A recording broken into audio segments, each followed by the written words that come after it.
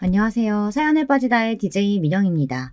오늘도 두 가지 사연이 준비되어 있는데요. 끝까지 들어주시고 구독과 좋아요 버튼도 잊지 말아주세요. 그럼 오늘의 사연 바로 시작할게요. 안녕하세요. 저는 작년에 이혼을 하고 5살 된 딸아이를 혼자 키우고 있는 워킹맘입니다. 아이를 혼자 키운다는 것이 어렵고 힘들기도 하지만 주변의 좋은 분들의 도움으로 어떻게든 헤쳐나가고 있죠. 사실 이혼 초반에는 정말이지 세상 모든 것이 싫어 마음도 입도 꾹꾹 걸어 닫고 살았어요. 요즘 이혼이 무슨 흠이 되는 세상도 아닌데 뭐 그렇게 유난이냐고 하시는 분들도 있으시겠죠. 실제로 그런 말을 듣기도 했습니다. 하지만 저는 너무나도 충격을 받아 쉽게 떨쳐내기 힘들었답니다. 한동안 정신과 진료를 받을 정도로 말이죠. 선인이 소개팅이니 질색하던 저는 가장 친한 친구의 작전에 홀라당 넘어가서 전 남편과 선을 보게 되었습니다. 전 남편은 사립고등학교 서무과에서 일하는 사람으로 첫인상은 딱히 기억에 남는 것이 없었어요. 그런데 전 남편도 저와 다를 게 없더군요. 우리는 서로 마음에 들지 않았던 것으로 합의를 보고 깔끔하게 헤어질 작정이었어요. 그런데 식사를 하며 서로 취미나 관심사 등 비슷한 점이 많다는 것을 알게 되었죠. 헤어질 때쯤 저희는 도자기 전시회에 가기로 약속까지 했었답니다. 그렇게 2번, 3번 데이트를 이어가며 전 남편이 갑자기 저와는 좋은 친구로 파트너로 살 수 있을 것 같다고 하더군요. 프로포즈였죠. 저 역시도 이 남자와는 결혼 생활이 심심하지는 않겠다 싶어 허락했답니다. 무슨 이런 결혼이 다 있냐고 하시겠죠. 지금 생각하면 한심한 선택이었다고 생각해요. 하지만 그때는 그 이유만으로도 충분하다고 생각했답니다. 전 남편에게는 위로 결혼한 지 1년도 되지 않는 누나와 아래로 나이 차이가 많이 나는 남동생이 있었는데요. 시누이가 참 유별나더군요. 예물은 물론 웨딩드레스를 고르는 날마저도 시누이까지 와선 저보다도 몇 배나 더 꼼꼼하게 챙겨주었답니다. 어찌나 적극적인지 한 번은 예물을 보러 갔다가 창피를 당한 적도 있었어요. 올케는 뭔가 포인트가 있는 것으로 하는 쪽이 좋을 것 같아. 이목구비가 화려한 편은 아니니까. 형님, 이거 심플하니 괜찮지 않아요? 올케, 어떻게 골라도 이런 것만 골라? 결혼할 때 하는 반지인데 이런 건 평소에도 살 수 있잖아. 저는 심플한 것으로 평소에도 하고 다니기 쉬운 것으로 하고 싶었는데 시누이는 무슨 소리냐며 온갖 보석을 다 보여달라고 하더니 이것저것 저에게 권하더라고요. 그 모습을 보고 있는 전 남편은 웃기만 하고요. 제가 조용히 평소에도 할 수 있는 것으로 고르자고 말했더니 전 남편은 누나가 골라준 것으로 하자고 했죠. 어이가 없었지만 두 사람의 우애가 그만큼 좋은가 보다 했어요. 그런데 어느 순간부터 시누이가 제게 보여주는 것보단 자기가 직접 해보는 것이 점점 많아지더라고요. 아니, 저희 부부의 예물을 하러 온 자리에서 저게 무슨 짓인가 싶었죠. 그때였어요. 저희를 담당하던 점원이 잠깐 자리를 비운 사이 다른 점원이 시누이에게 영업용 미소를 지으며 말하더군요. 신부님 손이 예쁘셔서 뭐든 잘 어울리시지만요. 특별히 지금 하고 계시는 건 딱 주인을 찾은 것 같아요. 네? 지금 무슨 말씀을? 저는 이미 결혼했고 신부는 여기 이쪽이거든요. 어머, 죄송합니다. 계속 반지를 껴보시길래 신부님인 줄 알고. 정말 죄송합니다. 점원은 새빨갛게 변한 얼굴로 연신 죄송하다고 사과를 했어요. 하지만 시누이는 그런 점원보다 더 얼굴을 붉히며 다른 곳으로 가자고 제 팔을 당기더군요. 못된 신보를 가졌다고 하셔도 할 말은 없지만 저는 내심 고소했어요. 그래서 이때다 싶어서 시누이에게 대충 다 골랐다고 하면서 제가 점 찍어둔 곳으로 재빠르게 주문을 했죠. 시누이는 씩씩거리는 분을 참지 못하고 먼저 밖으로 나가더군요. 전 남편은 제 눈치를 잠시 보는가 싶더니만 실그머니 따라 나갔고요. 당시 저는 제가 달래주는 것보단 낫겠지 싶어 전 남편의 행동을 모르는 척 했어요. 주문을 하고 나가니 시누이는 잔뜩 골인한 얼굴로 전 남편에게 뭐라고 퍼붓고 있었어요. 전 남편은 고개를 끄덕이며 다정스럽게 시누이의 등을 토닥이고 있었습니다. 얼핏 보면 연인 사이처럼 다정한 모습에 이렇게 남매가 애틋하기 힘들 텐데 정말 특이하다 하는 생각을 했죠.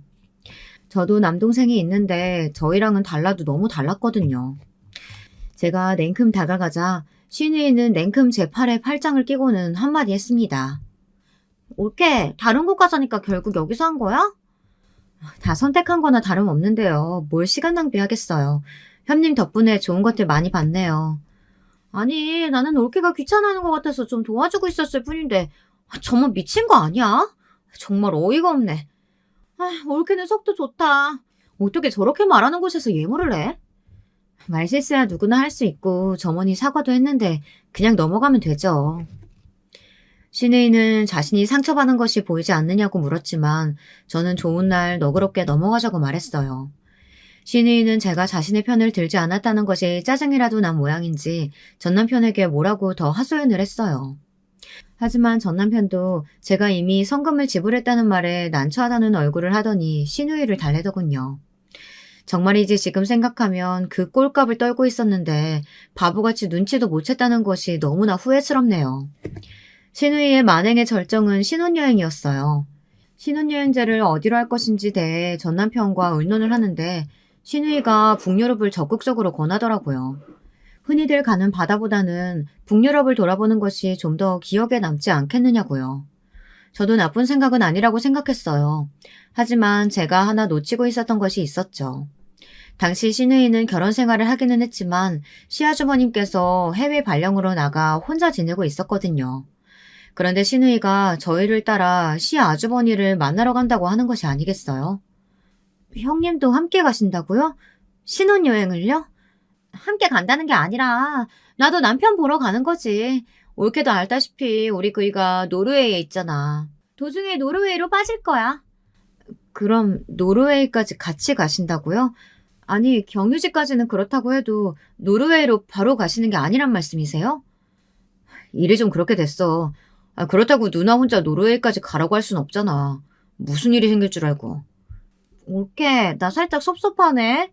내가 두 사람 여행 방해하려고 하는 것도 아니고 그냥 나는 내 남편 보러 가는 길인데. 뭐야 그 반응은? 형님, 그래도 저희 신혼여행인데 같이 계속 가신다고 하는 건 경우가 좀 아니지 않나요? 저는 너무 어이가 없어서 공항에서 전 남편에게 이런 일이 있었으면 미리 이야기를 해야 하는 것 아니냐고 했어요.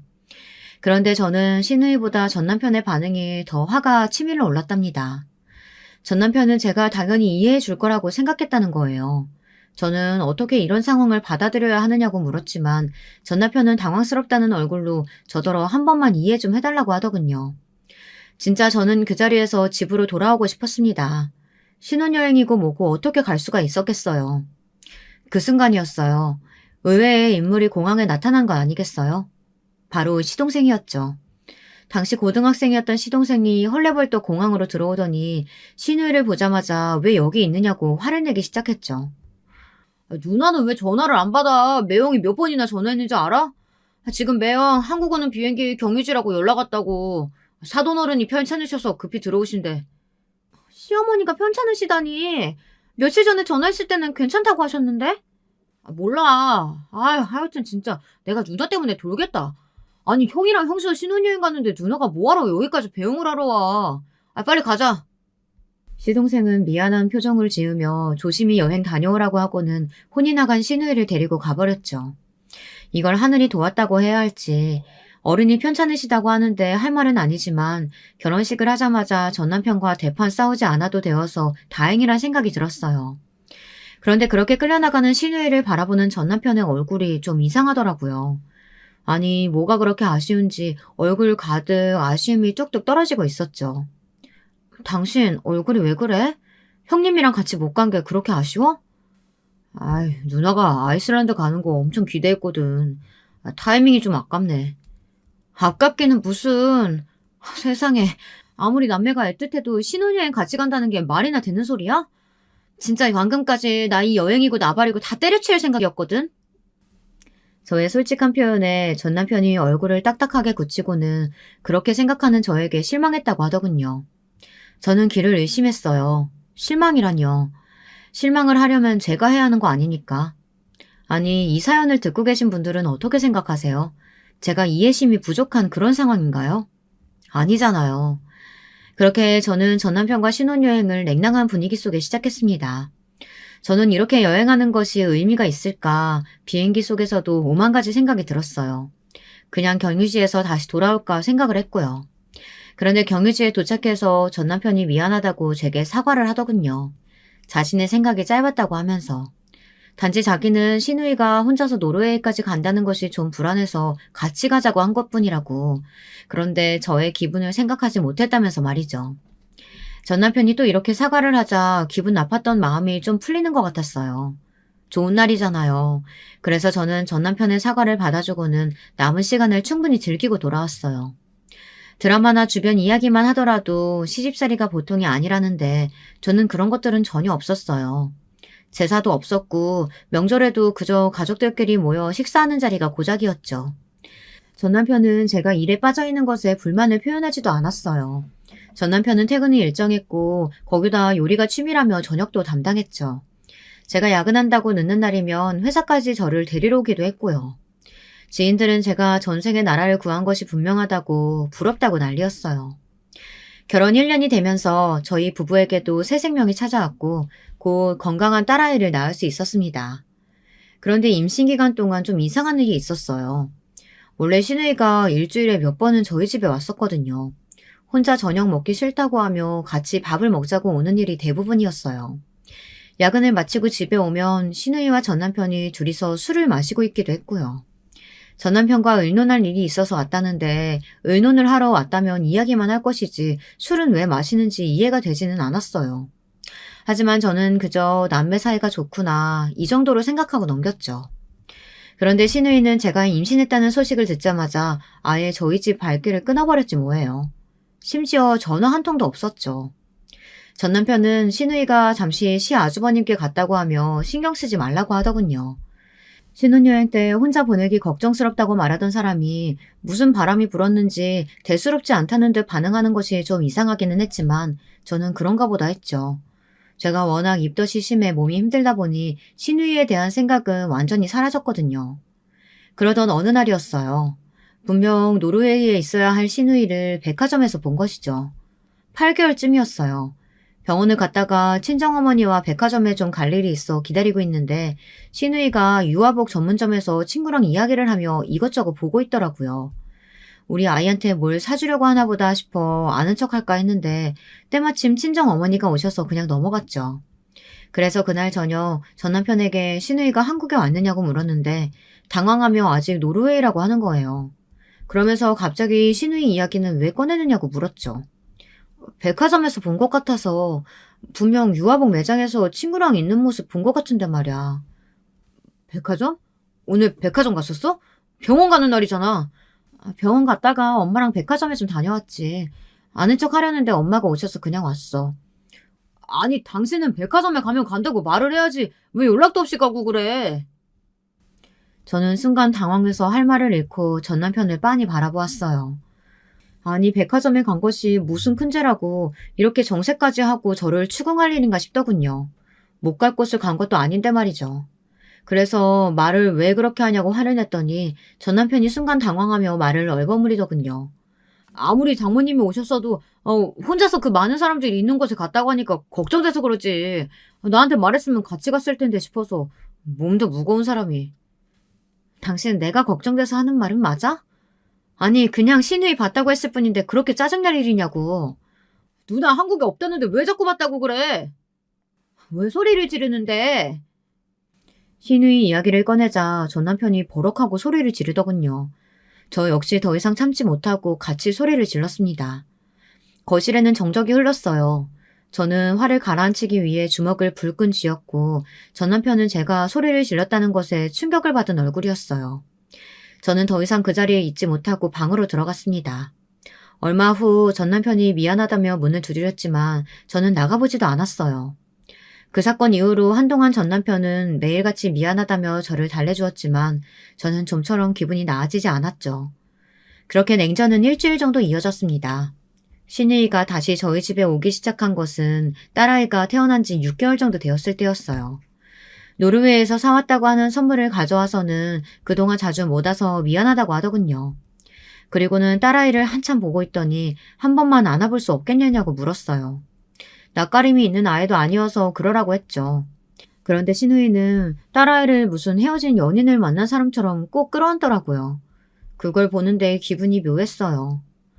옳게 기분 나쁠 수도 있겠지만 진짜 많이 닮았다, 내 동생. 어쩜 이렇게 이쁘게 생겼니? 아버님도 그 사람 어릴 때랑 똑같다고 하시더라고요. 어머님은 저 닮았다고 하시는데. 아니야, 내 동생 어릴 때 사진이랑 아주 판박인걸? 엄마가 잘 모르고 하시는 말씀이야. 어머님이 잘 모르고 하시는 말씀이라뇨? 자기 자식 어릴 때 얼굴을 모를까. 무슨 말씀을 그렇게까지 하세요? 아니, 뭐, 그냥 그렇다고. 그나저나, 정말 예쁘다. 신우이는 몇 번이나 전 남편을 꼭 닮아 예쁜 얼굴이라고 말하며 딸아이의 뺨을 쓰다듬었어요. 저는 괜히 소름이 돋아 딸아이 우유 먹일 시간이라고 하면서 아이를 달라고 손을 내밀었죠. 신우이는 모유 먹이는 것이 아니라면 자신이 먹이면 안 되겠느냐고 하더군요. 물론 분유를 먹이고 있으니 허락해도 될 텐데 본능적으로 거절해야겠다는 생각이 들었습니다. 저는 재울 시간이라 제가 해야 한다고 하고는 아이를 안고 들어갔어요. 밖에서 신우이가 분주하게 움직이는 소리가 들리기는 했지만 저는 모른 척하고 방문을 닫고 있었답니다. 저는 출산 후 10개월이 지나면서 다시 회사에 복귀하기로 했어요. 전 남편은 자신이 정시 퇴근을 하니 걱정하지 말라고 하더군요. 낮에는 베이비시터가 봐주기로 했고요.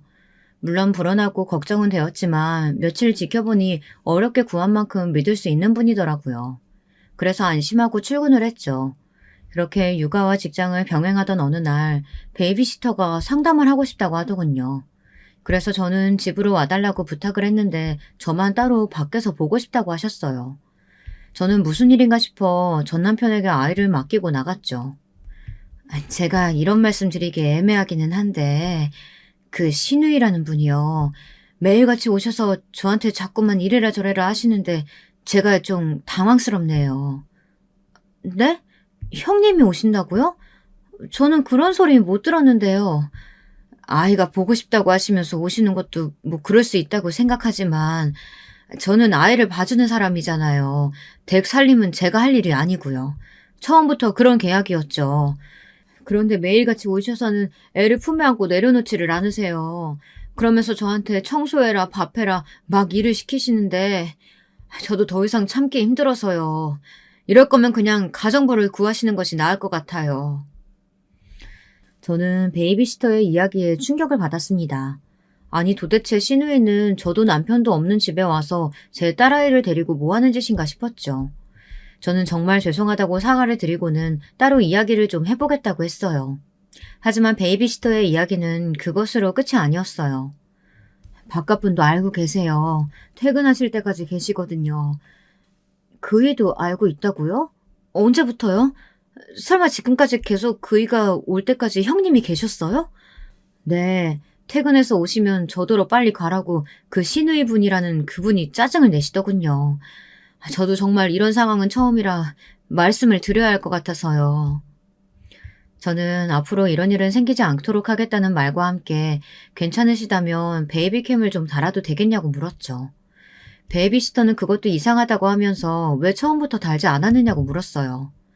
사실 저는 출근을 시작하면서 집에 달고 싶었는데 전 남편이 일하시는 분을 못 믿으면 어떻게 아기를 맡기려고 하느냐며 반대해서 못 달았거든요.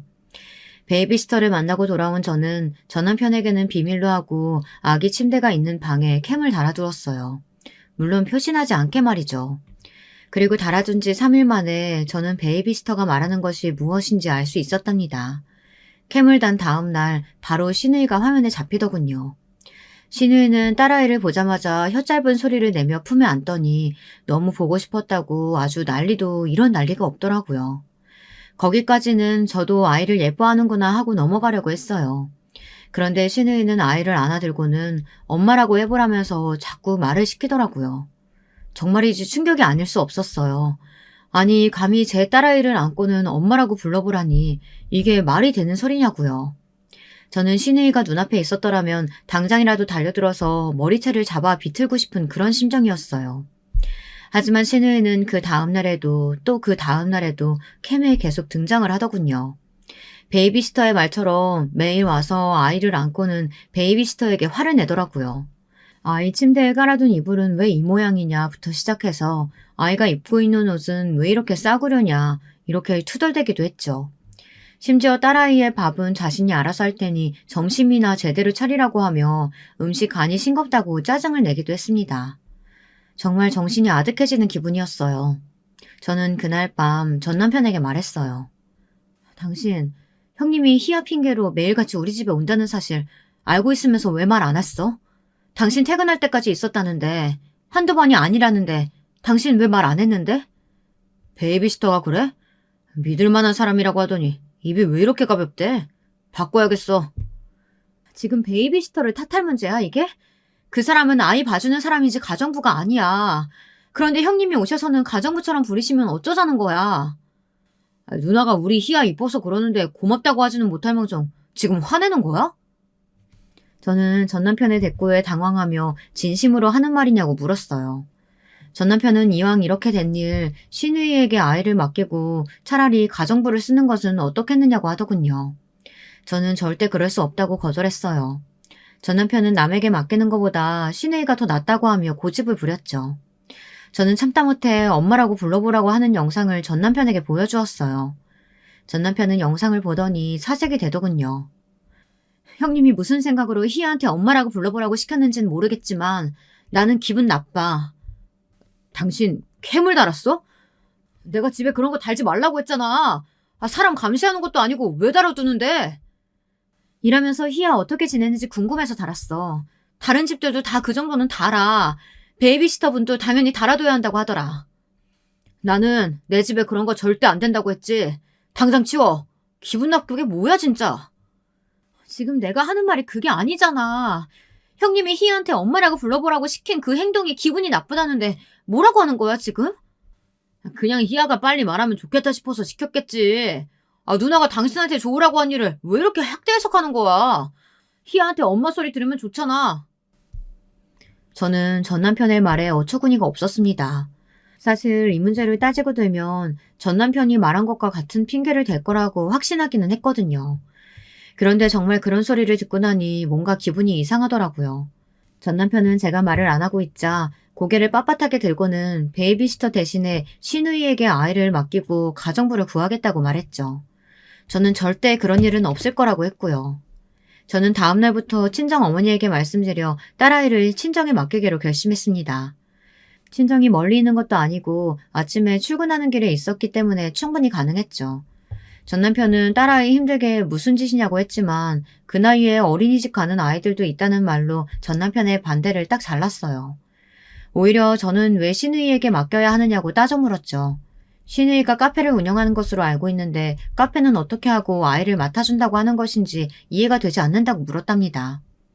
전 남편은 뭐 때문에 그렇게 고집이냐고 한숨을 내쉬었지만 저는 끝까지 친정의 도움을 받겠다고 했어요. 물론 그 이후로 시누이가 전화가 와서는 자신이 도와주겠다고 했지만 저는 괜찮다고 사양했답니다. 지금 생각해도 그때 그렇게 결정하기를 잘했던 것 같아요. 별일도 아닌데 민감하게 반응한다고 하시는 분들도 있으시겠지만 당시 저는 정말이지 시누이와 딸아이를 만나게 하면 안 되겠다는 생각이 강하게 들었거든요. 그 사건을 기점으로 시누이가 저희 집에 오는 일은 뜸해졌어요. 물론 딸아이가 보고 싶다고 전 남편에게 전화는 자주 오는 모양이지만 저는 집안일이 아니고서야 딸아이와 시누이가 만나는 일은 피했죠. 그렇게 시간이 흘렀습니다. 전 남편은 더 이상 시누이 이야기를 꺼내지 않았어요. 딸아이가 3살이 되던 해였어요. 갑자기 전 남편이 어려운 허락이 필요하다고 제게 말을 꺼내더군요. 내가 사춘기로 한참 방황할 때 잡아주신 형님이 있는데 그 형님이 얼마 전에 사고로 돌아가셨어. 가족여행을 가는 도중이었다는데 형님이랑 형수님은 죽고 두 분의 아이만 남았대. 그래서 말인데 그 아이를 우리가 좀 키우면 안 될까? 형님 부부가 고아라서 친척이고 뭐고 아무것도 없거든. 전 남편이 말하는 형님이 누군지는 저도 알고 있었어요. 몇 번이나 이야기를 했었거든요. 도움을 주셨던 형님이 계시다고 말이에요. 그런데 그분이 돌아가셨다니 좀 많이 놀랐어요. 하지만 그보다 더 놀랐던 것은 그 형님의 아이를 입양해서 키우고 싶다는 전 남편의 말이었어요. 심지어 그 아이는 아직 돌도 되지 않았다고 하더라고요. 사고에서 어떻게 살아남았는지 그 자체가 기적이나 다름없는 아이였죠. 남자 아이라는 그 아이를 어떻게든 키우고 싶다고 하는데 고민이 되더군요. 당시 저는 둘째를 가지고 싶어 계획 중이었어요. 하지만 병원에서는 힘들 것 같다고 하더군요. 제가 첫 아이를 낳은 것도 엄청난 확률을 뚫은 것이나 마찬가지라고 하며 둘째는 힘들다고 말씀하시더라고요. 그래도 확률이 0은 아니라고 해서 욕심을 좀 내고 싶었는데 때마침 전 남편이 그 이야기를 꺼낸 것이죠. 저는 일주일 동안 고민을 했습니다. 친정에서는 반대를 하셨어요. 아무리 그래도 남의 자식을 키우는 것이 쉬운 일이 아니라고 하면서 말이죠. 하지만 저는 전 남편이 보여준 아이 사진에 이미 마음이 뺏겨버려 결국은 전 남편이 원하는 대로 하기로 했답니다. 전 남편은 뛸 듯이 기뻐하며 입양 절차는 자신이 다 알아서 할 테니 걱정할 것 없다고 하더라고요. 제가 신경 쓸 일은 아무것도 없다고 하면서 말이죠.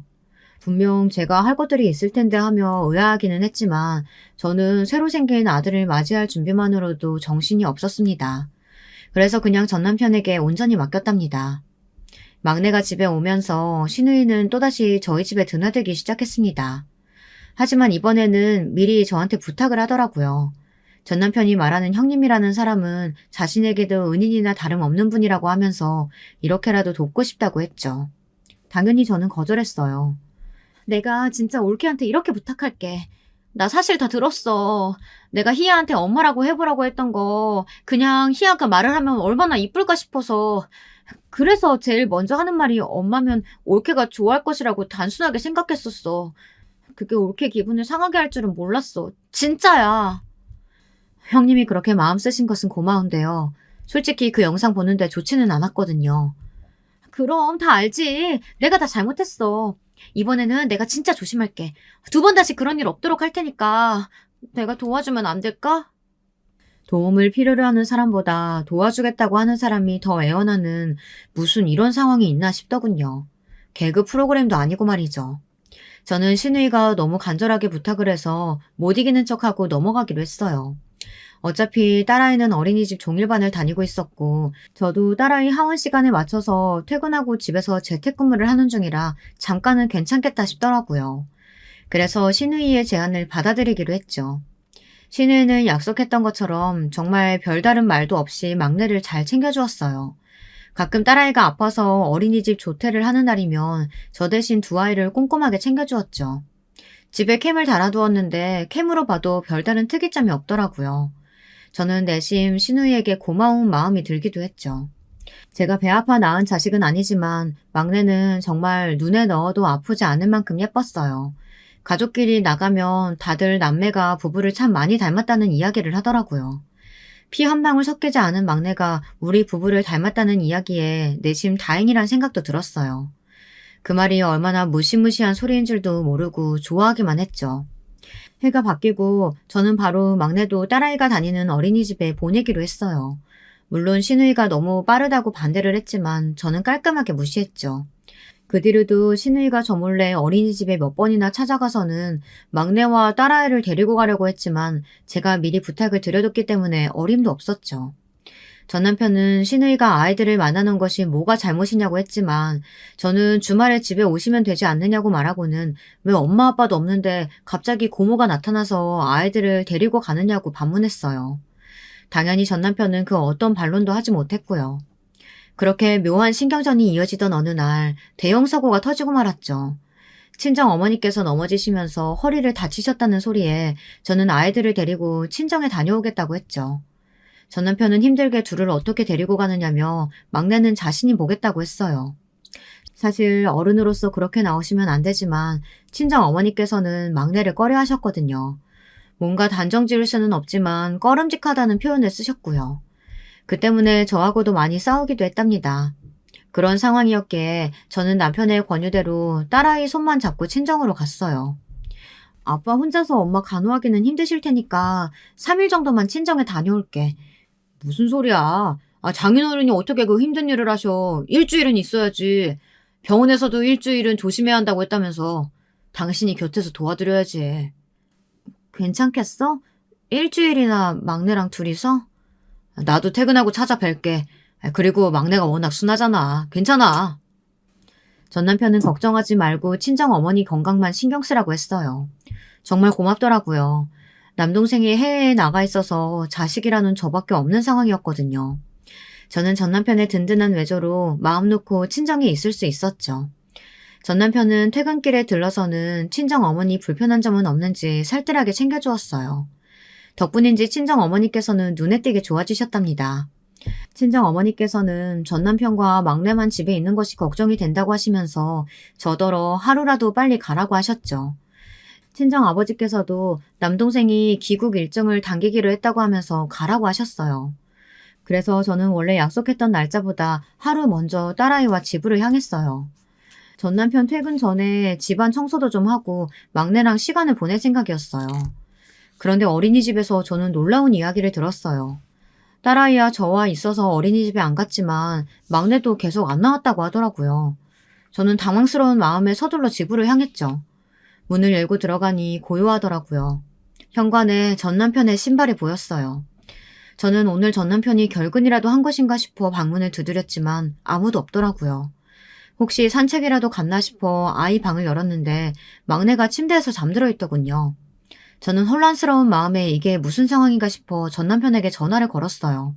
하지만 전화기가 꺼져 있다는 말만 들렸죠. 그때였어요. 딸아이가 제 손가락을 잡아당기며 말했어요. 엄마, 저기서 이상한 소리 나요. 소리? 어디에서? 저기. 딸아이는 제 손을 잡고 안방문을 가리켰죠. 저는 불안한 마음에 신발장에 있는 등산 스틱을 꺼내서 손에 단단히 쥐고 안방으로 들어갔어요.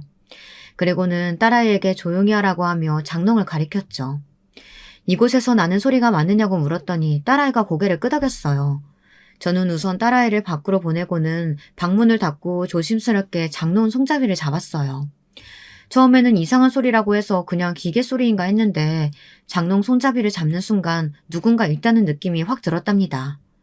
저는 심호흡을 하고는 벌컥 문을 열었어요. 그리고는 그대로 그 자리에 굳어있을 수밖에 없었죠. 저는 제 눈앞에 벌어진 상황에 몇 번이고 눈을 비볐지만 헛것이 아니더군요. 좁디 좁은 장롱에는 전 남편과 시누이가 들어있었어요. 둘 다 속옷바람으로 말이죠. 어떤 상황인지 긴 설명이 필요 없더군요. 두 사람의 모습만으로도 알 수 있었죠. 저는 올라오는 구역질을 참고는 떨리는 손으로 핸드폰을 들어 두 사람의 사진을 찍기 시작했어요.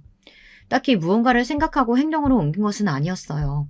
무조건 이 상황을 사진으로, 영상으로 남겨야겠다는 생각이 들 뿐이었죠. 전 남편은 깜짝 놀라며 저를 막으려 했지만 저는 등산 스틱을 올리며 가까이 다가오지 말라고 소리를 질렀어요. 미쳤어. 당신들 미쳤다고. 아니 어떻게 남매가 더럽고 역겹게 감히 내 집에서. 여보, 그것 좀 내려놓고 얘기하자. 위험하게 그건 왜? 닥쳐! 짐승이랑 내가 무슨 말을 해. 이 상황에서 무슨 말이 필요한데? 아니, 당신이 생각하는 거랑은 달라. 내가 설명할게. 무슨 설명을 할 건데?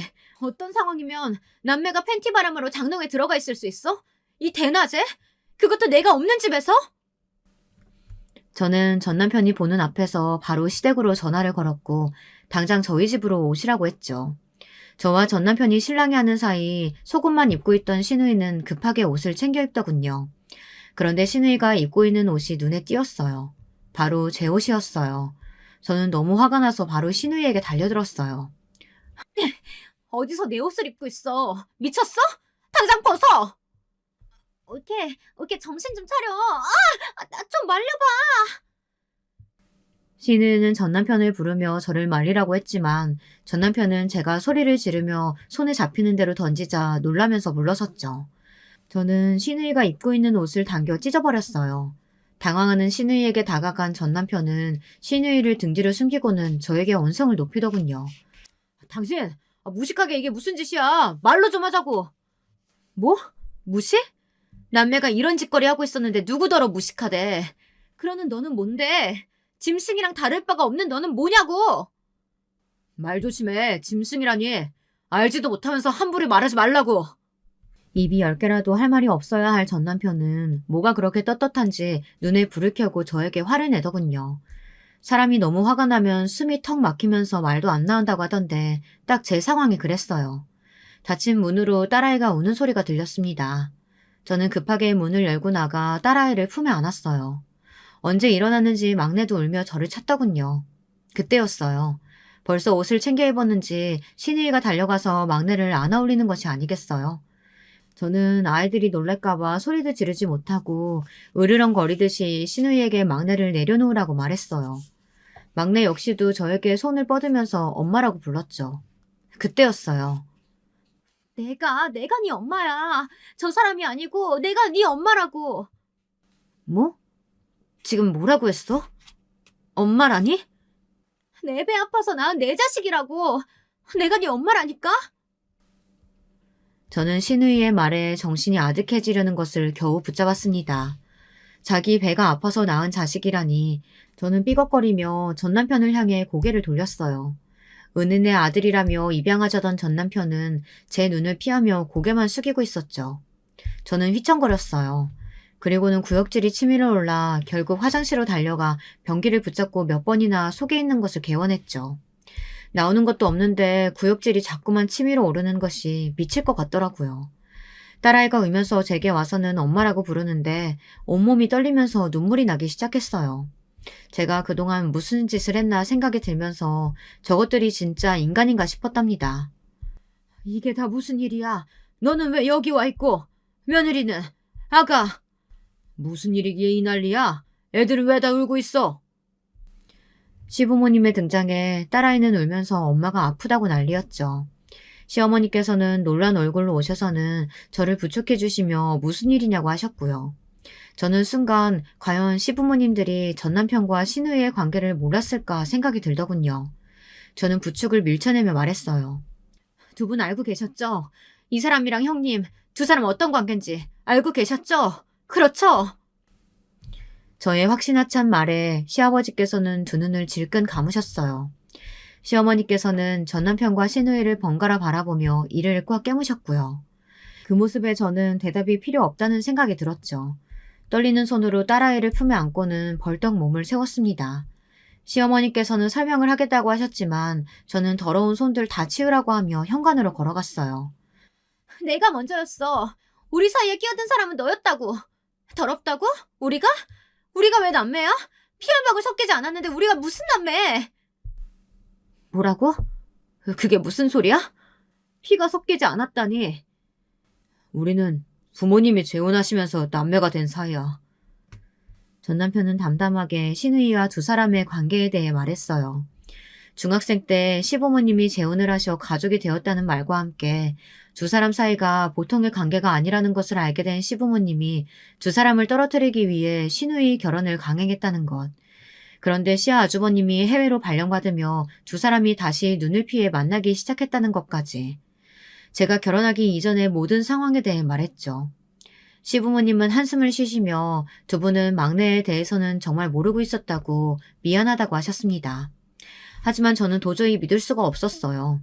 전남편과 신우이는 마치 자신들이 슬픈 로맨스의 주인공인 것처럼 말했지만 제 귀에는 막장 드라마에도 나오지 않을 그런 더러운 관계일 뿐이었어요. 저는 더 이상은 이야기하고 싶지 않다고 하며 급하게 자리를 벗어났죠.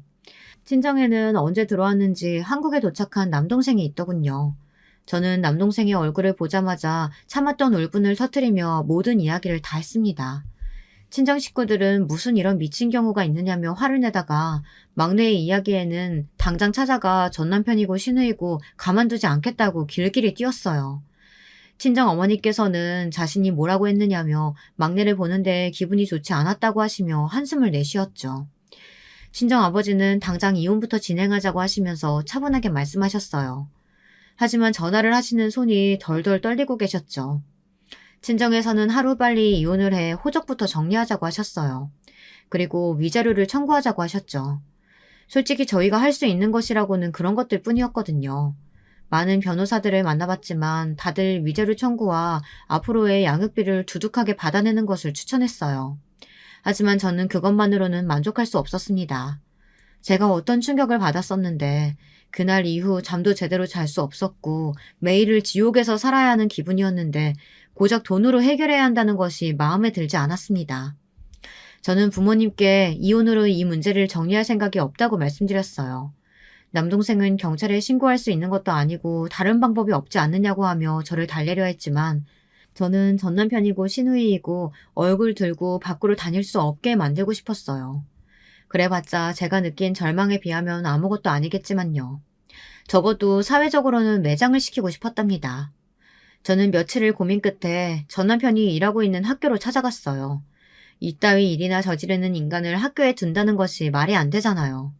저는 전 남편이 일하는 서무과 대신 교무실에 들어가 전 남편의 이름을 크게 불렀어요. 선생님들이 놀라시며 전 남편을 불러오더라고요.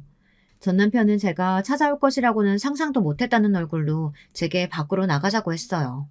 하지만 제가 학교로 온 이유는 전 남편이 어떤 인간인지 알리고 싶은 마음이었기에 그 손을 뿌리치고 이혼 서류에 도장을 찍으라고 크게 소리쳤어요. 교무실에 있던 선생님들이 무슨 일인가 싶어 하나 둘 관심을 가지는 것이 느껴졌죠. 구경거리가 된 것 같아 기분이 좋지는 않았지만 꾹 눌러 참았습니다. 전 남편은 어쩔 줄 몰라 하는 것이 보였어요. 저는 그 얼굴로 이혼 서류를 던지며 말했죠. 자기 누나랑 바람나서 자식까지 생겼으니 이혼 이유로는 충분하잖아? 안 그래? 창피하게 여기서 왜 이래?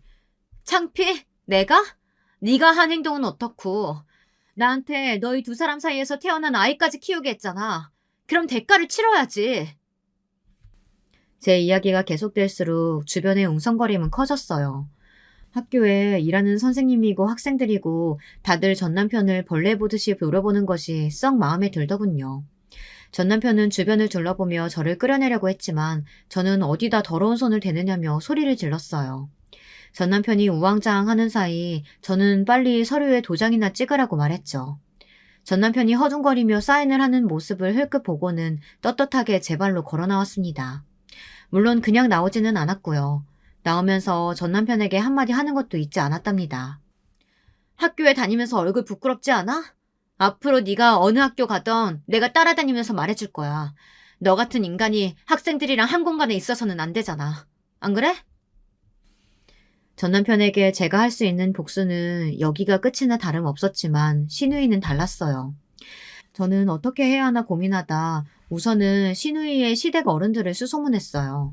카페를 마련해줬다는 사실로 잘 산다고는 들었지만 시누이는 제가 알고 있는 것 이상으로 번듯한 집안에 시집을 갔더라고요. 사업을 크게 하는 집안이었어요. 시 아주버님은 해외 발령으로 갔다고 들었는데 그 발령이 노르웨이 지사의 담당자였다는 것도 나중에 알았답니다.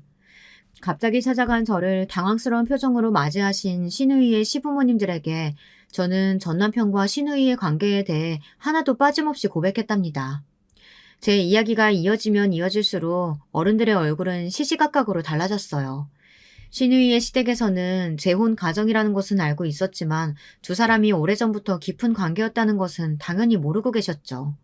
급기야 두 인간들 사이에서 아들이 있다는 소리에는 아예 얼굴이 새파랗게 변하기도 하셨답니다. 저는 이야기를 하면서 속으로 혹시나 기절이라도 하시면 어떻게 하나 걱정이 되었어요. 그래서 괜히 찾아온 것 같아 후회도 되었지만 다행스럽게도 구급차를 불러야 하는 상황은 생기지 않았죠.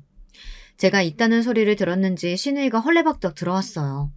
저를 보자마자 미친 사람처럼 달려들었죠. 저는 그런 시누이를 가뿐하게 피했고 시누이의 시댁 어른들은 사람을 불러 시누이를 끌어내라고 말씀하셨어요. 아버님, 어머님, 제 이야기 좀 들어보세요. 제 이야기 들어보시면 저를 이해하실 거예요. 터진 입이라고 함부로 말하는구나. 무슨 이해가 필요하다는 소리냐? 닥치고 나가거라. 네가 뭔데 우리에 대해 떠들고 다녀? 너 학교도 찾아갔다며? 미쳤어? 미쳤냐고! 누가 누구더러 미쳤다는 거야?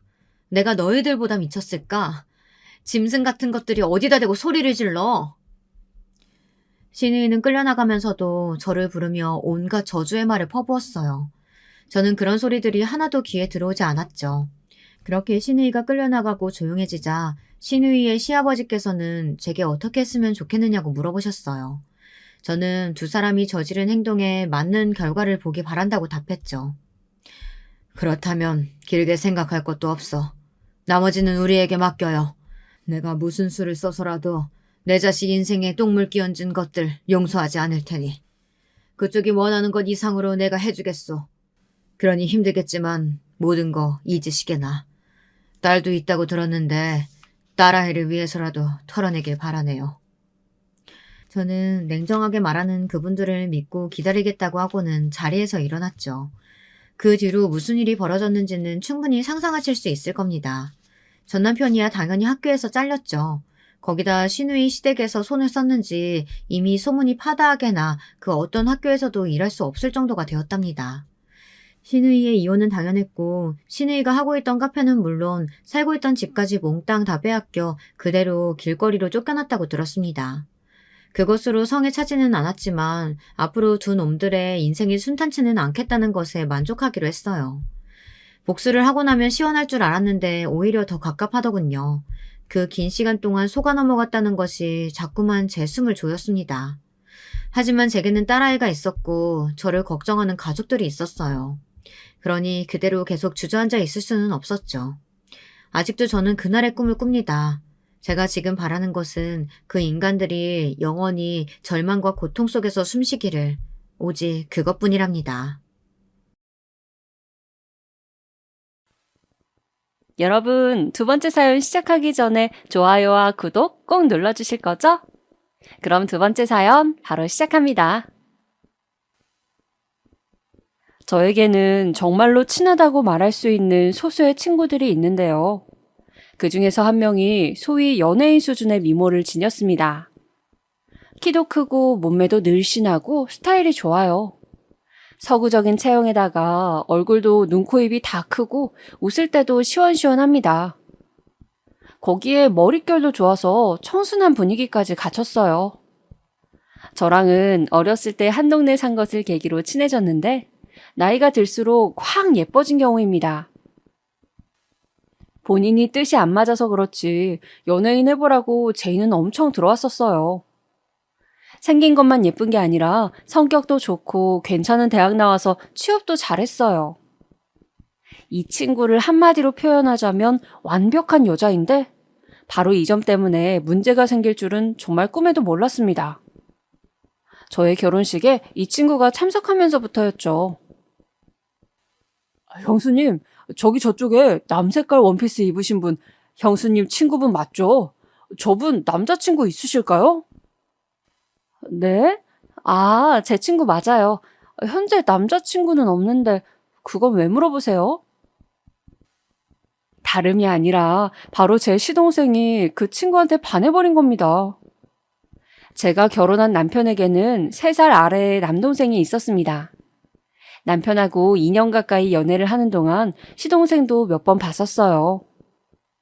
일부러 만난 것은 결혼하게 돼서 정식으로 인사를 따로 나누고 싶었던 때 그때 딱 한 번이었고 나머지는 어쩌다 보니 마주쳤던 횟수일 뿐이었습니다.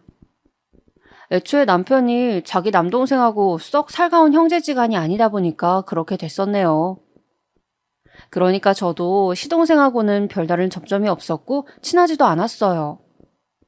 적당히 예의 잘 차리는 사이였을 뿐인데 이 시동생이 제 결혼식에서 저의 친구를 보고 눈이 돌아가 버리는 바람에 골치가 아파졌죠. 남편은 그냥저냥 수더분하게 생겼고 키가 큰 편에다가 몸의 골격이 좋은 반면에 그 형제인 시동생은 살짝 진한 인상에 키가 작은 편에다가 체형 자체가 땅딸보 느낌을 풍기는 외관을 하고 있었습니다. 하지만 제 친구는 누가 봐도 열이면 열 전부 예쁘다고 말을 할 정도로 외모가 잘났었거든요. 그러니까 제가 보통 난감해진 게 아니었죠. 그 친구라고 자기가 잘난 걸 모를 리가 있겠나요? 자기도 눈이 달려있으니까 거울만 봐도 자기가 예쁜 걸 너무 잘 알 수 있었고 주변에서 하도 외모에 대한 칭찬을 많이 들어왔던 것을요. 제 시동생을 소개해준다면 이건 그 친구에 대한 모독이었습니다. 게다가 저는 친구들에 비해서 결혼을 일찍 한 것이었거든요. 아직 20대 중반의 나이인데 하필 또 시동생이 노안이라서 소개시켜줄 엄두가 안 났습니다. 남편이랑 둘이 형제가 나란히 있으면 솔직히 시동생이 형으로 보여요. 결혼식이 끝나기 전부터 시동생의 태도가 예사롭지 않더니만 제가 신혼여행을 다녀오자마자 득달같이 연락을 해댔습니다. 제 친구를 소개시켜달라고요. 걔는 왜 내 결혼식 날에 예쁘게 하고 와서 이 난리를 만들었을까? 거적대기를 걸쳐도 예쁜데 그냥 아무렇게나 입고 오지. 그리고 왜 또 도련님은 하필 걔한테 푹 빠져선 이렇게까지 적극적으로 오냐고. 진짜 미치겠네. 무슨 일인데 아까부터 한숨을 푹푹 내쉬어? 설마 내 동생이 네 친구 소개시켜달라고 한 것 때문에 그래? 내가 그냥 무시하랬잖아. 나도 그러고 싶지. 그런데 도련님이 지금 보통 진지하게 나오는 게 아니야. 내 친구, 걔가 도련님이 꿈꿔오던 이상형이라도 되나? 별 의미를 부여하지 마. 내 동생은 말이지, 지금까지 살면서 제대로 연애해 본 적이 단 한 차례도 없는 녀석이야. 그런 놈이 이번에 직장 잘 옮겼다고 기세등등해지더니 여자 만날 용기도 생긴 거 아니겠어? 딱 그 타이밍에 네 친구를 보고 불이 붙어버린 것일 뿐 그 이상도 그 이하도 아니야. 남편은 저한테 크게 신경 쓸 필요 없다고 하였지만 그게 어떻게 마음대로 되나요? 시동생이 정말 하루도 안 빠지고 저한테 연락을 했어요. 저로선 시동생의 번호를 차단하지 않는 이상 피할 방법이 없었습니다. 결국 저는 고민 끝에 저의 친구에게 연락을 취했죠. 상황이 그렇게 돼서 아무튼 내 도련님이 너를 꼭 한번 만나보고 싶다면서 난리거든. 너 지금 만나는 사람도 따로 없으니까 혹시 우리 도련님하고 소개팅 안 해볼래? 두 눈 꼭 감고 친구에게 조심스러운 말을 건넸지만 돌아온 반응은 역시나였습니다. 결혼식장에서 자기를 끈질기게 쳐다보는 시선 때문에 시동생을 얼핏 기억하고 있었던 제 친구는 단칼에 거절하였어요. 제가 시동생에게서 받은 잘 나온 사진을 몇 장 전송하여 주기까지 했지만 더욱 치를 떨더군요. 네가 오죽하면 나한테 말을 꺼내봤는지 알겠어. 네 입장 생각해서 화는 내지 않을게. 그런데 만나보는 건 힘들 것 같아. 그 어떤 여지도 남기고 싶지 않으니까 네가 깔끔하게 선을 그어줘. 나는 그분을 만나볼 생각이 절대 없거든. 냉랭한 친구의 어조를 그대로 전달할 수 없었던 저는 최대한 돌려서 시동생에게 전달을 하였습니다. 그랬더니 그때부터 시동생이 저한테 화가 난 거예요. 제가 후달리는 게 뭐가 있다고 거절을 당해야 해요? 혹시 형수님이 일부러 거짓말 하시는 거 아니에요? 그쪽에다가 제 얘기를 해본 게 맞긴 해요. 진짜 제가 장담하는데 분명히 직접 만나보면 그쪽에서 저를 좋아할 거라니까요. 형수님은 그냥 중간에서 다리만 놔주시면 되는 건데 그것 하나 지금 저한테 못 해줘서 이러는 거예요? 일단 저랑 연결만 해주시면 그 후는 제가 알아서 한다고요. 참 사람 답답하게 구시네. 자기 잘 나온 사진을 새로 찍었다면서 꼭 좀 저의 친구한테 다시 전달해달라는 겁니다. 저한테 인상까지 써가면서 시동생이 윽박을 지르니까 저도 순간적으로 욱했나 봐요. 도련님. 제 친구는 외모가 솔직히 연예인해도 될 만큼 예쁜데 도련님은 아니시잖아요. 그 사실을 정말 모르셔서 저한테 이러는 거예요? 좋게 말씀 좀 드리면 알아들으시지. 암만 거절의 의사를 밝혀도 자꾸 도련님이 포기를 못하시고 3달 넘게 이러시니까 저도 미치겠어요. 제 친구는 차라리 아무도 안 만나면 안 만났지 도련님 수준의 남자를 만날 애가 아니에요. 저도 모르게 눈을 부라리면서 그렇게 말을 해버렸는데 시동생의 표정이 싹 굳더군요. 그 후로는 다시는 저의 그 예쁜 친구를 소개시켜달라고 하지 않았습니다. 동시에 저와의 사이가 완전히 틀어졌죠. 남편이 저의 편을 드는 바람에 형제 사이도 차가워지고 말았습니다. 저는 그래서 시댁 모임이 있다든지 시부모님의 입을 통해 시동생의 얘기를 듣는 순간이 되면 가시방석이 따로 없었습니다. 그래도 어쨌든 도련님은 이제 한 집안 식구니까 시간이 지나면 다시 봉합될 기회가 있잖아. 오랜 친구랑 절교를 하지 않게 된 것을 다행으로 여기자. 저는 그리 생각하면서 저희 부부에게 단단히 삐진 시동생을 그냥 내버려 두었습니다. 이윽고 제가 임신을 하게 되었는데요. 시부모님께 살짝 힌트만 드렸다가 정식으로 알려드린 것은 시댁에서 함께 저녁을 먹던 자리에서였습니다. 시부모님께서 동시에 환호성을 지르시며 기뻐하셨어요. 저에게는 축하의 말씀을 전해주셨고 제 남편에게는 끝없는 칭찬을 건네주셨죠. 역시 우리 집안 장남이 최고다 최고야. 어쩜 이렇게 알아서 인생 계획을 착실히 세워다가 알차게 살아간다니. 자기 부모를 걱정시키는 법이 없어요. 형보다 나은 아우가 없다는 건 바로 우리 집안 형제를 두고 하는 말이지. 시어머니께서 깔깔 웃으셨을 때 갑자기 시동생이 불만 있는 표정으로 입술을 삐죽거리는 게 보였습니다. 분명히 시어머니께서는 저의 임신 소식에 기분이 들뜨셔서 반쯤은 농담으로 그런 말씀을 하신 게 분명했거든요. 하지만 시동생의 모난 심리를 제대로 건들고 만 것이었습니다. 형보다 못난 아우의 소식을 알려드릴게요. 저 만나는 여자 있습니다. 그리고 이 여자랑 결혼하기로 했어요. 올해 안에 하려고요. 시동생이 대뜸 그렇게 말했을 때 시아버지께서는 그만 사례가 들리고 말았습니다. 너무 놀라셨기 때문이었죠. 여자 손 한번 잡아본 적 없었던 게 시동생이었고 그런 둘째 아들의 면모를 시부모님께서도 잘 알고 계셨거든요. 시아버지께서 콜록거리시는 모습을 보면서 시동생은 모멸감을 느꼈는지 얼굴이 시뻘개졌습니다. 저 농담하는 거 아닙니다. 진짜로 결혼할 거예요. 금방 결혼해서 저도 두 분께 손주를 안겨드릴 테니까 그런 줄로 알고 기대하고 계세요. 퉁명스럽게 말을 하는 시동생을 보면서 시부모님과 저희 부부는 거의 비슷한 표정을 짓고 있었어요.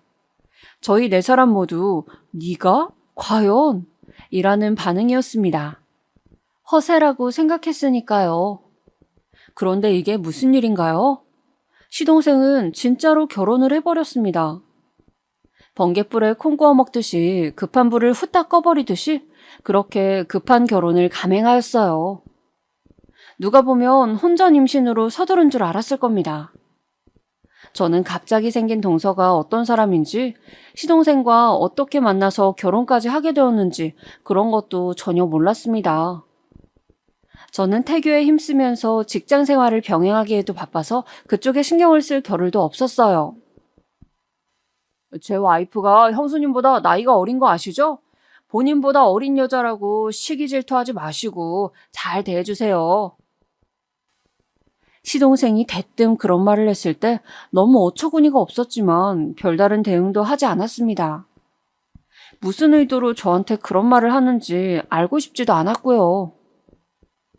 저는 예정일보다 조금 이르게 건강한 아들을 얻었고 그때부터는 직장을 쉬게 되었어요. 멀리 사는 친정 식구들보다 상대적으로 더 가까운 시댁 식구들의 도움을 좀 받았습니다. 특히 시부모님께서는 처음 얻으신 손자의 존재에 무척 기뻐하셨어요. 이제 각자가 할아버지, 할머니가 된 게 실감이 난다면서 연신 싱글벙글 하셨죠.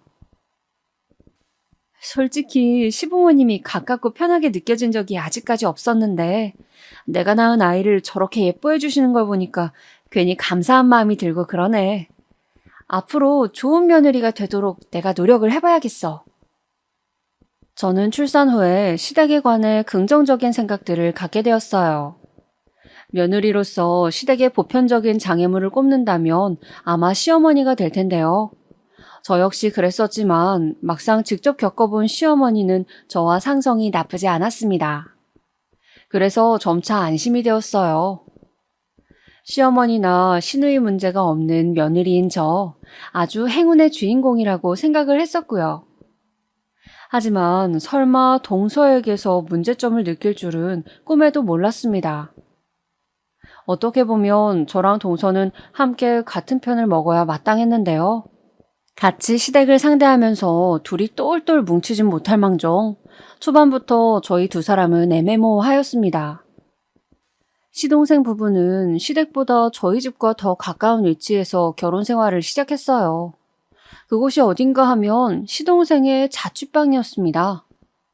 시동생의 월세 투룸 빌라가 그때 계약 기간이 8개월 정도 남아 있었는데 그 남은 기간을 둘이서 같이 살기로 한 것이었어요. 참고로 동서에게는 마땅한 친정집이 없었습니다.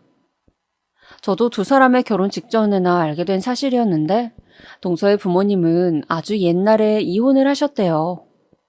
동서는 그래서 편모 가정에서 자라났는데 이 모친께서 동서가 성인이 되자마자 급사하셨다고 합니다. 부친은 연락두절인 지 오래였는데 모친의 사망 때문에 수소문을 해보자 해외에 거주 중인 사실이 드러났대요. 다시 동서를 만나거나 같이 살고 싶다는 의사가 전혀 없다고 부친 쪽에서 그렇게 밝혔다고 합니다. 외동인 동서는 부모 형제가 모두 없는 셈이었죠. 집안에 마땅한 재산도 없었고 그저 모친의 유산으로 그냥저냥 살던 중에 저희 시동생을 만나서 홀라당 결혼을 한 것이었습니다. 시부모님께서는 당연히 동서를 마음에 안 들어 하셨대요. 하나부터 열까지 마음에 차는 조건이 없다면서 이 결혼이 탐탁지 않다고 하셨다고 합니다. 그런 시부모님 앞에서 시동생이 하였다는 발언이 저는 가관이라고 생각해요. 그래도 걔가 나이는 어리잖아요. 여자는 얼굴이 끝내주게 예쁘지 않는 이상 무조건 나이가 어린 게 최고 아니겠어요? 그러니까 저 그냥 걔랑 결혼하고 싶어요. 제발 허락해주세요. 시동생이 일단 자기의 자취방이 계약 기간이 남았으므로 그곳에서 결혼 생활을 시작한다고 하니까 그 소박한 점을 높이 사신 시아버지께서 그 고집에 마지못해 넘어가 주셨습니다. 하지만 시어머니께서는 끝까지 허락의 허자도 안 꺼내셨대요. 영 못 믿어오셨던 것이죠. 시동생 부부가 저희 부부보다 시댁과 조금 더 멀리 산다는 것, 그건 사실이었지만 거리가 별로 차이가 안 났습니다. 차로 30분 정도의 차이였는데요. 이 정도면 가고 말고를 가를 요소는 절대 아니라고 생각하거든요. 그런데 시동생 부부가 결혼하고 나서 처음 맞는 시어머니의 생신날이었습니다. 사흘 전에 제가 동서에게 연락을 했어요. 동서 잘 지내요? 어머님 생신 문제로 미리 연락한다는 것을 내가 그만 정신이 없어서 깜빡했어요. 이제야 연락을 하네요. 네? 어머님 생신이요? 그 문제로 저한테 왜 연락을 하시죠? 그야 우리 며느리들끼리 같이 어머님 생신을 준비해야 하니까요. 형제가 둘 다 결혼해서 며느리가 둘이 됐는데 처음 맞는 어머님 생신이면 뭐라도 같이 하는 게 맞는 그림 아니겠어요? 아무래도 직접 생신상을 차려드리는 게 가장 무난할 것 같은데 동서 생각은 어때요? 글쎄요. 저는 잘 모르겠네요. 지금은 너무 당황스러워서. 저기 형님, 내일 제가 연락드릴게요. 네? 그래요? 알았어요. 그럼 내일 연락 줘요. 기다릴게요. 미적지근한 동서의 반응은 예상도 못했던 것이라서 괜히 서운하더라고요. 싱숭생숭한 마음을 안고 있었는데 다음날 동서에게서 온 연락을 받고 제가 그만 깜짝 놀라고 말았습니다. 형님, 저는 그냥 어머님 생신날 찾아뵙지 않으려고요. 그게 무슨 소리예요? 혹시 그날 무슨 다른 일이라도 있어요? 그게요. 제가 오늘 어머님께 전화드려서 생신날에 가서 제가 직접 생신상을 차려드리길 원하시냐고 여쭤봤는데요. 거기까지 듣고 정말 머리가 지끈거렸습니다. 속으로는 얘 뭐지? 하는 생각만이 들고 있었죠. 그런데 번거롭게 그럴 필요 없다. 안 와도 된다고 하시더라고요. 그래서 저는 안 가려고요. 생신날 당일에는 형님만 가시면 될 것 같아요. 저는 다음번에 시댁에 갈 일 있을 때 겸사겸사해서 어머님 뵙겠습니다. 그걸 여쭤본 것도 놀랍지만 시어머니의 말씀을 곧이곧대로 해석하는 동서의 태도가 더욱 놀라웠어요. 제가 설득을 해볼까 하다가 동서가 아무래도 가기 싫어하는 눈치 같아서 관두었습니다. 혹시 시어머니가 아닌 제 쪽이 불편한 걸 수도 있잖아요. 시어머니 생신날이 평일이었지만 남편은 퇴근하자마자 시댁으로 향했고요. 저는 그보다 2시간 먼저 시댁에 가서 시부모님이랑 시간을 보내고 미리 준비해온 음식들로 상을 차리고 나머지 조리를 마치고 나서 남편이 왔을 때 같이 생신 파티 열어드렸습니다. 남편이 사온 시어머니께서 가장 좋아하는 고구마 케이크에 붙인 생일 촛불을 끄던 순간이었죠. 촛불을 후 불어서 끄신 시어머니께서 작은 목소리로 이런 소망을 말씀하시더라고요. 평생 어딘가 독특한 구석이 있었고 자기 부모 말을 더럽게 안 들어먹었던 우리 작은 아들, 자기 같은 며느리를 저희 집안에 데려왔습니다. 앞으로 제발 작은 아들이며 작은 며느리며 사람 노릇하면서 자기 앞가림 좀 하게 해주세요. 내가 이렇게 빕니다. 그 작은 음성에서는 간절함과 더불어서 어딘가 자포자기의 심정이 묻어나왔습니다. 저는 결혼하기 전까지는 시동생이 제 남편과 굉장히 다른 유형의 사람이라는 점에 신경을 안 썼더랍니다. 형제끼리 워낙 안 친밀했으며 저랑 시동생의 접점도 없었으니까요. 하지만 제가 결혼하자마자 저의 예쁜 친구를 소개시켜달라면서 끈질기게 굴었던 것을 시작으로 후딱 해치운 결혼을 통해 저로 하여금 만만치 않은 동서를 얻어다 줄 줄이야. 결혼 전까지는 이렇게 되리라고는 상상도 못했습니다. 시부모님이랑 남편 모두 시동생의 일이라면 깊이 관여하지 않으려는 이유가 있었다는 것을 여실히 깨닫게 되었죠. 동서가 경우 없이 군 것보다도 근본적인 문제는 시동생이 중간에서 대처를 잘 못한다는 것이었으니까요. 시어머니의 생신 이후에 발생했던 시댁의 다음 행사 때 동서는 불참 의사를 밝히며 저에게 돈만 보내왔습니다. 시동생이랑 둘이서 상의를 끝낼 문제라면서 저한테 전적으로 시댁 일들을 맡길 테니까 자기는 돈만 보태겠대요. 그래서 그 대단한 금액이 얼마인지 봤더니 10만 원? 얘가 지금 나한테 10만 원 보내면서 그렇게 실컷 잘난 것처럼 떠든 거야? 와, 진짜 기가 막히네. 뭐 이런 애가 다 있어. 제가 너무 화가 나서 동서고 시동생이고 잡아버릴까 했는데 남편이 그런 저를 만류하였습니다. 자기 동생 자기가 잘 아는데 보통의 상식을 잣대로 평가할 수 없는 놈이라면서 그냥 두래요. 어렸을 때부터 불효자의 기질을 보였다면서 말입니다. 부창부수라고 동서도 아마 똑같은 인간일 테니 아예 상대를 하지 않는 게 정신건강에 이롭다면서 남편이 저를 설득하였어요. 듣고 보니 남편의 말이 일리가 있는 것 같아서 따르기로 했습니다. 아무래도 시댁 쪽 일이니까 남편의 의견을 중요시하는 게 맞는 거란 생각도 들었고요. 동서는 결혼해서 처음 맞는 명절에도 시댁에 느릿하게 등장해서 대충 설거지 2차례만 하는 것으로 자기의 몫을 끝냈습니다. 저는 친정에 일찌감치 들렸다가 시댁에 와서 열심히 일을 했거든요.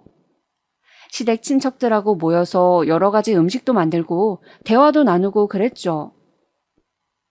그런데 시동생네가 온다고 했던 때가 지나도 모습을 안 비추는 거예요. 한참 뒤에 나타났는데 시동생이 하는 말이 명절이라서 모처럼 영화관에서 영화를 관람하고 오느라 늦었다는 겁니다. 그렇다면 진작 말이라도 할 것이지 그런 줄도 모르고 식구들은 다들 기다리고 있었고 연락도 안 돼서 내심 걱정했거든요. 그런데 영화 보느라고 휴대폰들을 무음으로 해두었대요. 제가 기다렸던 영화가 마침 이번에 개봉을 해서요. 그래서 제가 오늘 꼭 보고 싶다고 했어요. 잔소리 따위는 조금도 듣기 싫다는 표정으로 동서가 퉁명스럽게 말을 했습니다. 시댁 식구들 일동은 얼이 빠져버렸죠. 잠시 후에 둘만 있을 때 제가 동서한테 한마디 했어요. 동서, 영화는 어제도 볼 수 있었던 거 아니에요? 왜 명절 당일날 이러는 거예요? 그리고 어제도 얼굴 안 비쳤다면서요.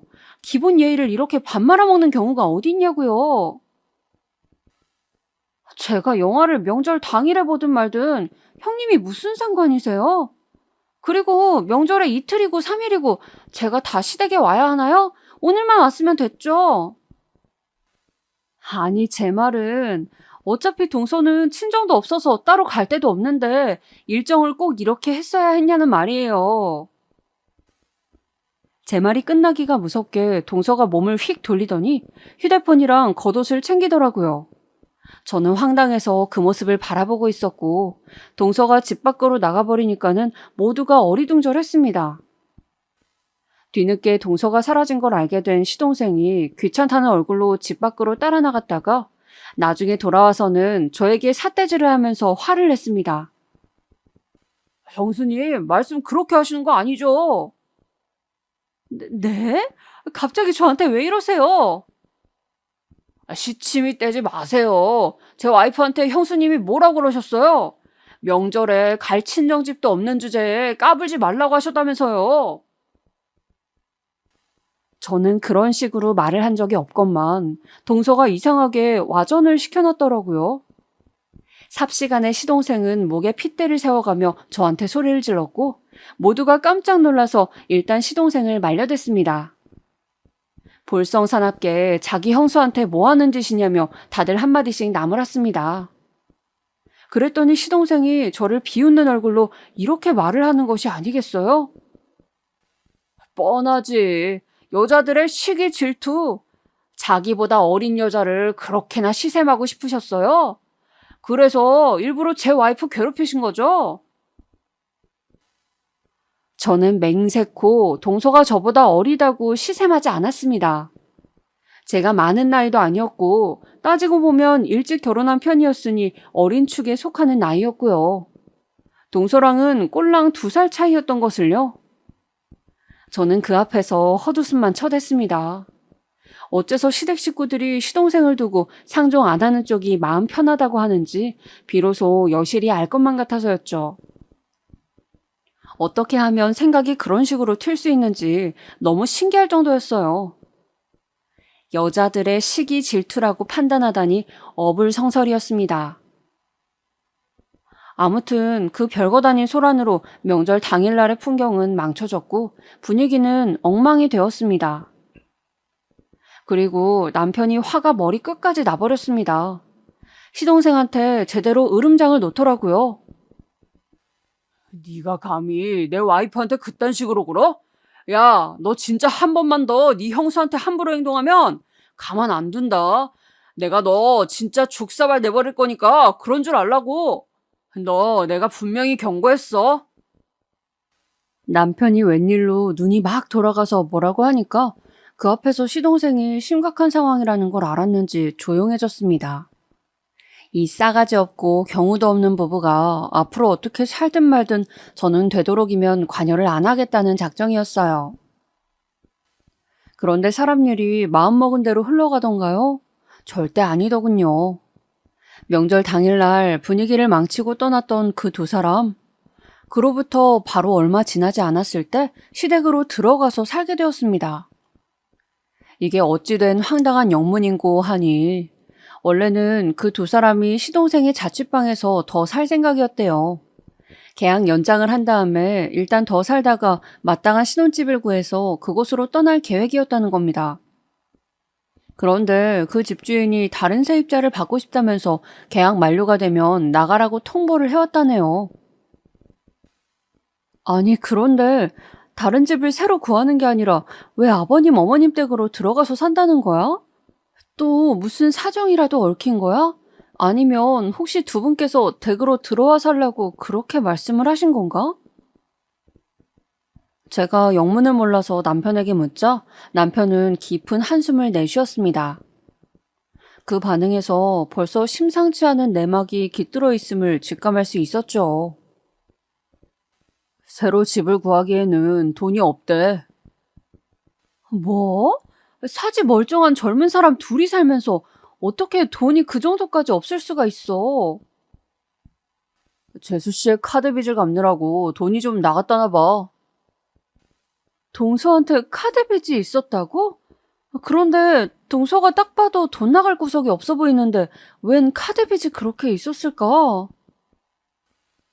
자세한 건 말을 안 해주던데 내가 눈치로 때려 맞추기로는 재수 씨가 괜히 좀 사치를 부렸나 봐. 결혼하고 나서 이것저것 사들인 모양이야. 그래? 우리도 그 집에 가봐서 알잖아. 그 집에 꾸밀 구석이 뭐 그렇게나 있다고 동서가 물건들을 샀나 모르겠네. 내 생각에는 그게 아니라 명품을 산 것 같아.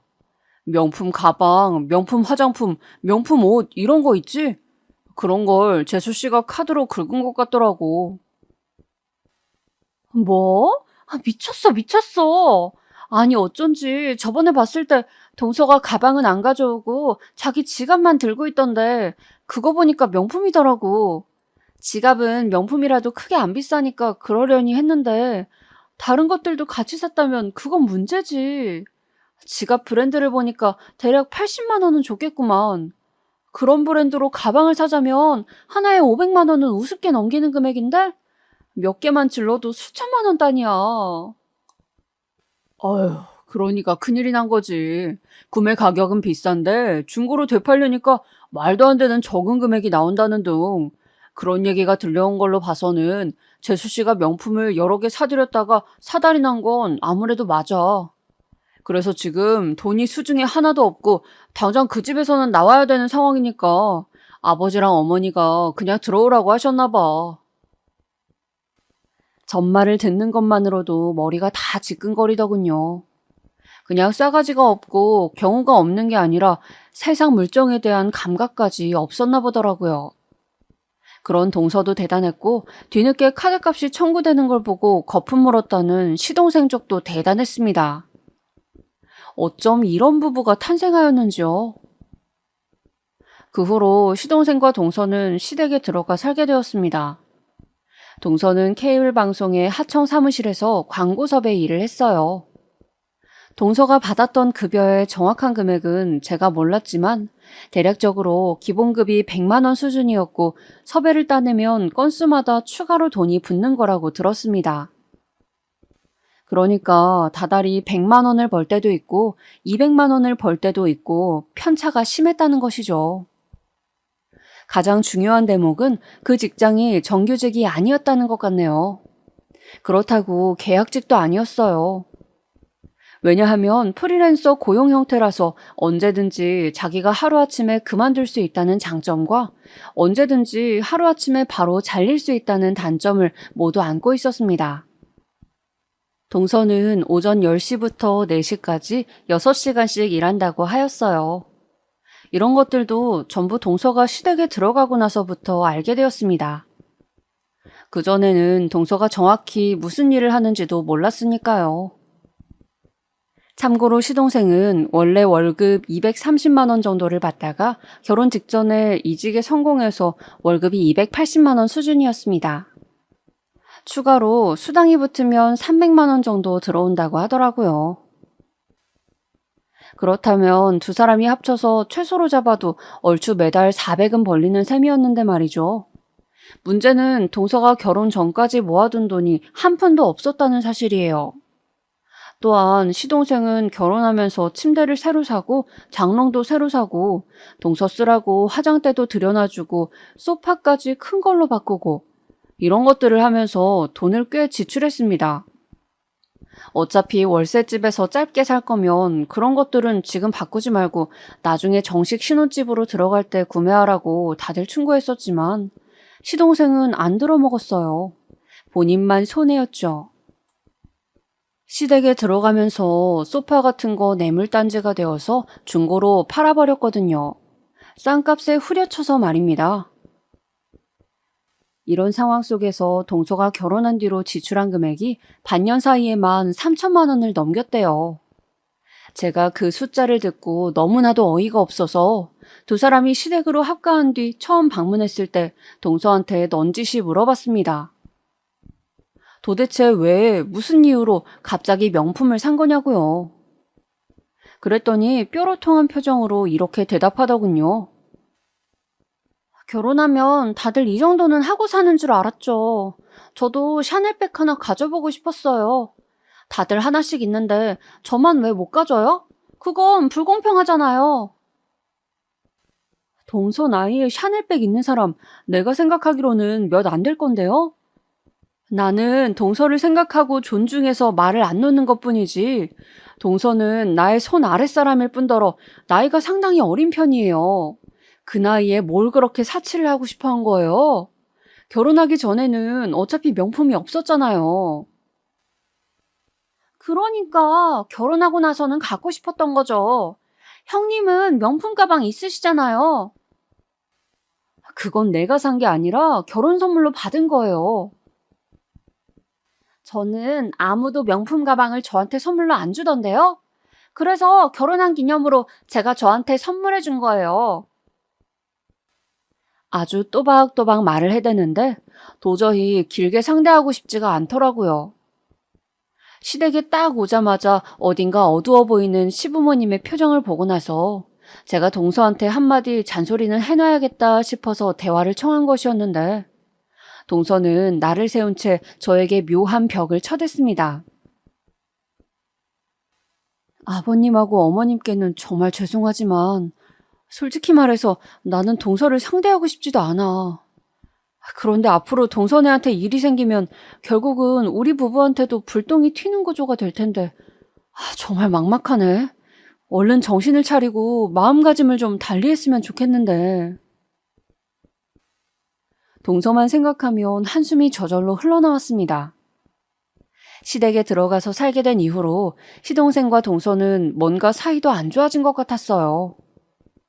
전화통화를 할 때마다 시어머니께서 여러모로 속상해 하시더라고요. 그러던 어느 날이었습니다. 전화가 오길래 휴대폰 화면을 확인해 봤더니 발신자가 시동생인 거예요. 시각이 그때가 밤 10시도 훌쩍 넘은 때였거든요. 남편 몰래 베란다에 나가서 전화를 받아봤습니다. 혹시 형제간의 우애가 더욱 상할까봐 염려가 되었거든요. 받아보니까 시동생이 단박에 술에 취한 목소리를 내더군요. 저는 형수님이 너무나도 원망스럽습니다.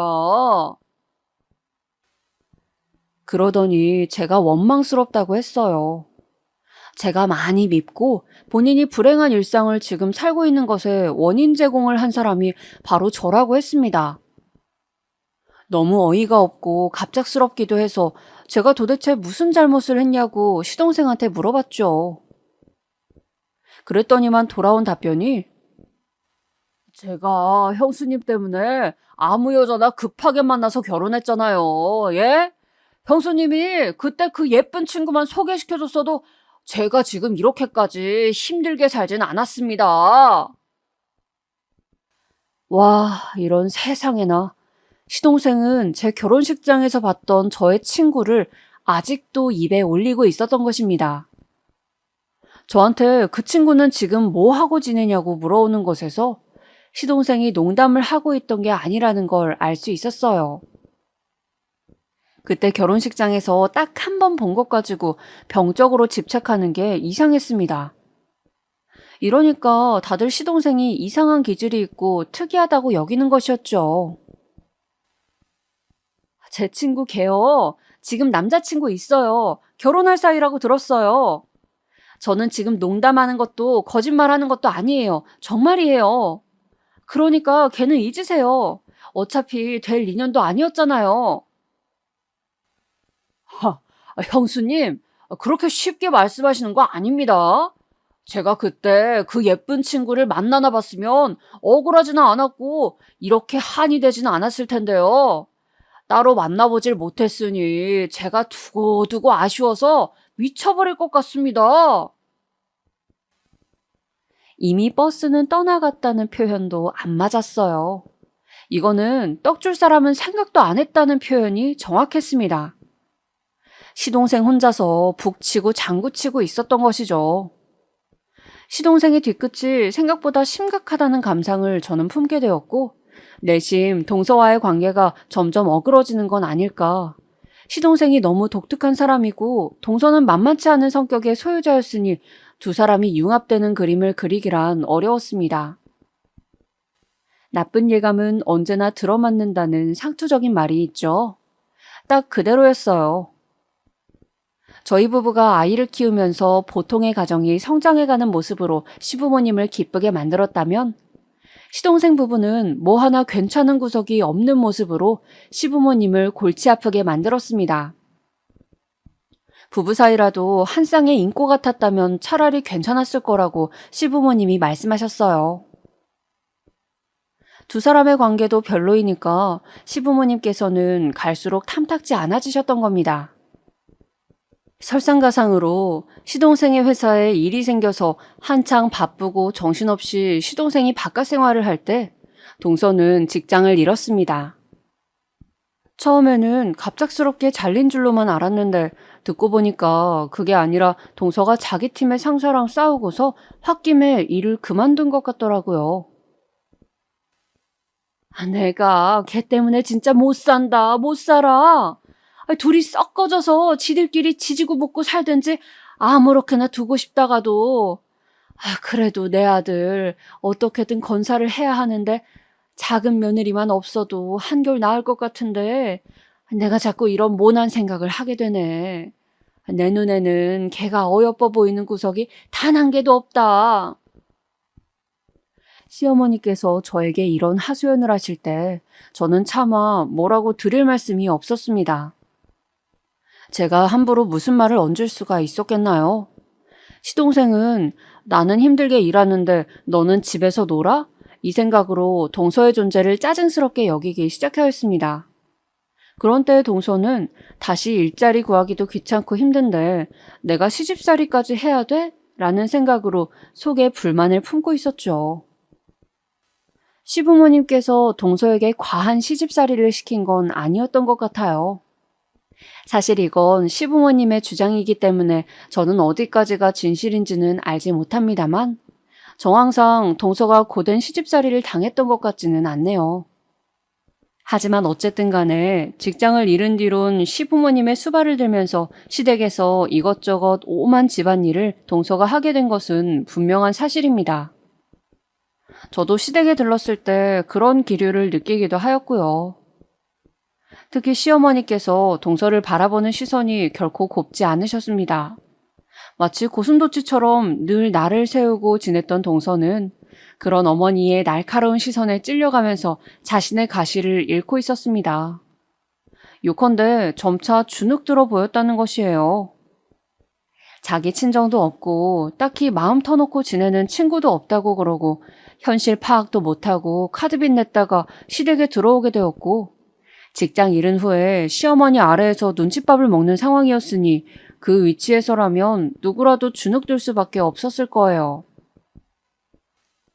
이럴 때는 그냥 어머님 편을 들어야 하는 건지 숱한 잘못을 저지르긴 했어도 외로워 보이는 동서 편에 서야 하는 것인지 정말이지 난감하네.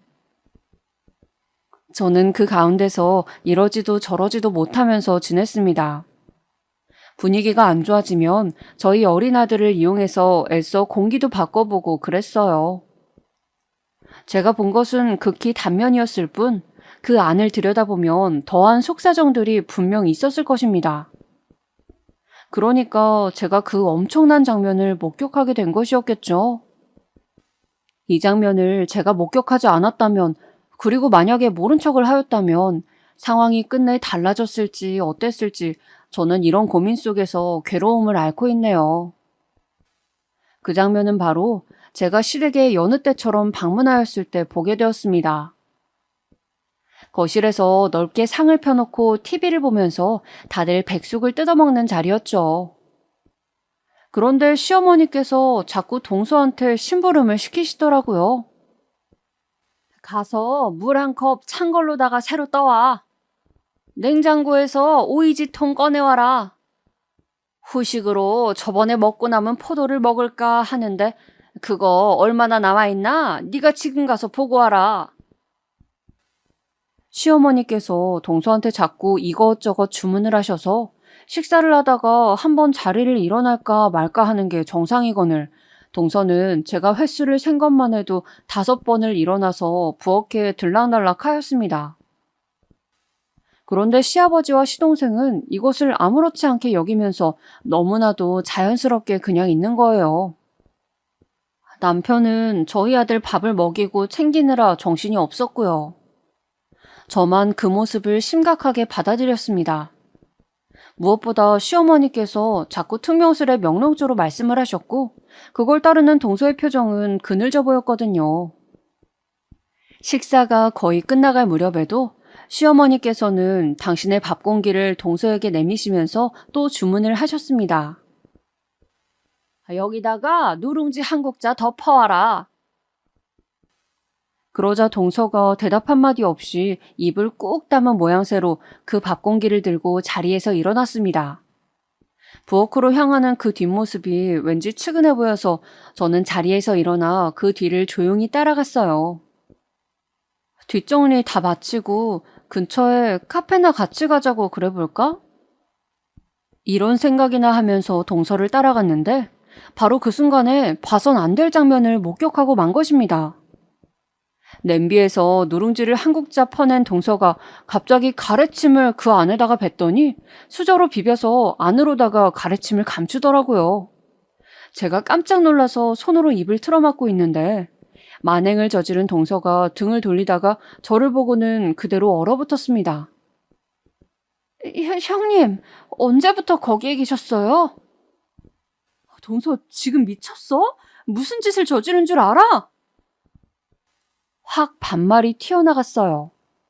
그리고 동서는 제가 다 봤다는 걸 알자마자 안색이 창백해지더니 바로 싱크대에 그 누룽지를 획 쏟아버렸습니다. 그리고는 얼른 새 밥 공기를 꺼내서 거기에다가 누룽지를 새로 푸더라고요. 국자를 쥔 손이 덜덜 떨리는 것을 보곤 동서가 많이 동요하고 있음을 알았습니다. 형님, 이따가 얘기해요. 제발 지금은 입을 다물어 주세요. 제가 부탁드릴게요. 저를 지나치면서 동서가 빠르게 중얼거렸습니다. 저는 수심이 깊은 얼굴이 되어서 동서를 따라 다시 자리로 돌아왔죠. 제가 한숨을 쉬니까 남편이 왜 그러냐고 물어왔는데 그 모습에도 동서가 크게 움찔하면서 제 눈치를 살폈습니다. 그 눈빛이 정말 간절하더라고요. 아무 일도 아니라고 하고선 우선 식사를 마쳤어요. 뒷정리를 하는 동안 저랑 동서는 서로 눈도 안 마주쳤습니다. 그리고 다들 거실에서 TV를 보면서 과일을 먹을 때 저랑 동서랑 부엌 다용도실로 가서 조용히 대화를 나눴습니다. 동서, 솔직히 말해봐. 이번에 처음 그런 거 아니지? 내 생각에는 이번이 절대 처음일 리가 없거든. 아무리 어머님이 얄궂게 구신다고 하여도 어떻게 사람 먹는 음식에다가 그런 장난을 칠 수가 있지? 내 상식으로는 도저히 이해가 안 돼. 왜 그런 거야? 대체 무슨 이유로? 죄송해요. 오늘 아침에 어머님으로부터 잔소리를 들었더니 그게 계속 화가 남아있었어요. 다시는 안 그럴게요, 형님. 저 한 번만 봐주세요. 그냥 모른 척 해주세요. 동서가 전에 본 적 없는 애처로운 얼굴로 저에게 싹싹 빌었습니다. 그런데 저는 가래침을 뱉어서 싹싹 비벼 숨기던 그 장면이 너무 충격적으로 남아있었어요. 그래서 동서에게 아무런 확답도 주지 않고 그냥 먼저 자리를 피해버렸습니다. 동서는 저희 식구가 시댁을 나설 때까지 초조한 표정을 감추지 못했고 저는 집으로 돌아가는 길 내내 표정 관리를 하지 못했어요. 남편이 몇 번이고 무슨 일 있냐고 물어왔을 정도였죠. 너무 심란해서 그날 뒤척이다가 간신히 잠에 들었는데 다음 날에도 제가 얼굴에 수심이 깊어 보였는지 남편이 무슨 고민거리라도 있냐면서 물어왔습니다. 동서가 반성하는 기색이었으니 그냥 묻어도 되는 것이긴 한데 어머님을 생각하면 또 마음이 불편하고 남편한테까지 숨기자니 답답하기도 하고 양심에 찔리네. 고민하던 저는 남편에게 제가 본 것을 털어놓았어요. 남편이 깜짝 놀라더니 자기 생각에는 절대 이번이 처음 그런 짓을 한 게 아닐 거라고 했습니다. 제가 내심했던 생각하고 일치하였죠. 시부모님께는 함구하였으면 좋겠다는 저의 말에 남편은 짜증 섞인 한숨만 내쉬었습니다. 저는 이것으로 일단락이 된 줄 알았건만 그 뒤로 며칠이 지났을 때였어요. 어떤 일이 있어서 남편이 시동생하고 통화를 하다가 홧김에 그 일을 꺼내버린 겁니다. 나한테 대도 않는 소리 하지 말고 재수 씨나 허튼 짓 못하게 네가 잘해. 남편이 그렇게 말하니까 시동생은 무슨 허튼 짓이냐면서 물어온 것이죠. 그렇게 시동생이 그 사건을 알게 되었는데 문제가 아주 크게 번졌습니다. 저는 시댁에서 사는 시부모님과 시동생 부부의 모든 면을 다 아는 게 아니라 간접적으로 접해왔던 것이잖아요. 그런데 안에서 많이 골마 있었나 봐요. 시동생은 당장 이혼을 하겠다며 선언하였고 그 결정에 시부모님이 쌍수를 들며 반기셨다는 겁니다. 저는 설마 시아버지께서도 동서를 내치겠다고 하실 줄은 몰랐는데 동서는 이혼당할 수 없다면서 절대 안 나가겠다고 하였는데 시동생이랑 크게 싸운 후에 마음의 상처를 입고서는 그냥 이혼하는 쪽으로 마음을 돌렸더라고요. 내가 원래 예쁘고 잘난 여자랑 결혼할 운명이었어. 그런데 어쩌다 너랑 홧김에 결혼해버렸고 결과물이 지금 이 모양 이 꼴이야. 너랑 더 살았다가는 내가 제명에 못 살겠다고. 내가 대체 왜 너 같은 별 볼 일 없는 여자랑 계속 살아야 돼? 네가 나이가 어려서 그동안은 봐줬지만 생각해보니까 몇 년만 지나도 너 역시 늙어버릴 거잖아. 그럼 별로 쓸모도 없지. 시동생의 이런 발언을 듣고 동서가 순순히 이혼을 한 뒤 시댁에서 나가버린 겁니다. 그 과정을 듣고 저랑 남편도 크게 충격을 받았습니다. 두 사람이 갑작스럽게 결혼을 했던 때처럼 너무나 빨리 이혼을 해버렸으니까요. 동서가 오갈 때는 있을지 그 돈으로 혼자 어떻게 살아갈지 저는 그것부터 당장 걱정이 되었습니다. 시동생의 작태에 질린 시부모님은 결국 작은 아들마저 쫓아내셨습니다. 그리고 1년 뒤 심장이 철렁 내려앉는 비보가 들려왔어요. 동서가 홀로 세상을 떠났다는 소식이었습니다. 작은 원룸에서 혼자 살던 도중에 그런 선택을 내렸고 월세가 밀려서 집을 찾아와 본 집주인이 발견하였대요. 연락처에 있는 번호들로 연락이 돌려졌고 그 중에 한 명이 저였던 것이죠. 외롭고 힘들게 살아온 사람을 아무도 가르쳐주지 않았기에 그저 서툴고 세상 물정을 몰랐을 뿐인 사람을 내가 모질게 내쳐버린 게 아닐까? 어쨌든 내가 그 장면을 비밀로 하지 않은 바람에 이혼의 빌미가 되어서 동서가 세상 밖으로 다시 내쳐졌던 거잖아.